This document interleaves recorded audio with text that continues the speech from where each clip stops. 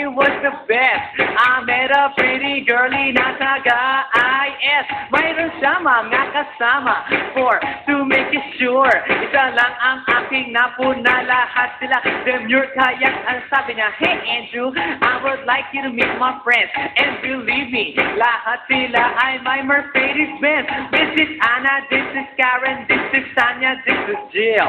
Lahat sila nakatira sa San Lorenzoville among the four. Si Anna, ako na patingin. At pagkatapos ng si Anna ay biglang lumapit sa akin. Tinanong niya ako, hey Andrew, can I have your number too? Sumagot ako, 801-6722. Okay then, kami nag-party. Yo, to the break of dawn. Umuwi ako ng bahay, then natulog ako maghapon. And you know, ako'y ginising. And talagang na-shock, cause nag-ring ang aking phone. Kaninang 2:00 o'clock. So I got my wallet, telephone. Ang sabi ko, hello? Sumagot siya, hey Andrew, can I ask you, can you go? Ang sabi ko, Anna, go where? Ang sabi niya, come over here. Andrew, let's eat some pizza, and Andrew, let's drink some beer. So, after 20 minutes, I was knocking at her door. Nakita ko si Anna, she was lying on the floor.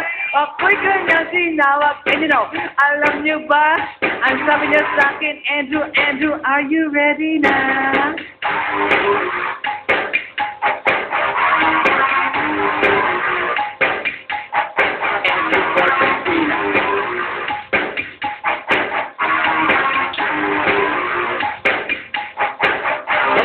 Non, alam niyo ba?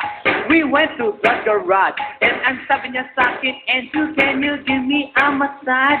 Hinilot ko ang front, pati ang kanyang back. Then Anna squeezed me tight, and then she gave me a smack. But ako'y biglang tinulak, so ako'y napaupo. At ang sabi niya sa akin, Andrew, wag kang tatayo. Lumayo siya sa akin, kaya't ako'y kinabahan. At pagkatapos nun siya ay sumayaw sa harapan.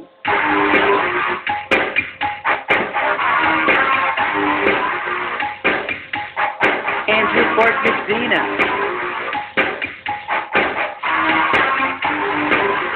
Hey yo DJ, let me hear some scratch.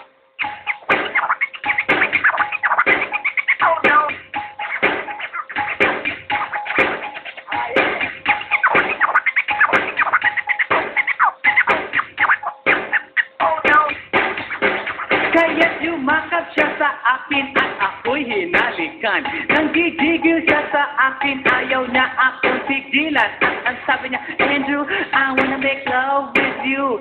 Can you do me a little favor? Can I always be with you? But ako'y biglang nagulat nang bumukas ang pinto. It was Anna's elder sister, so kami na pahinto.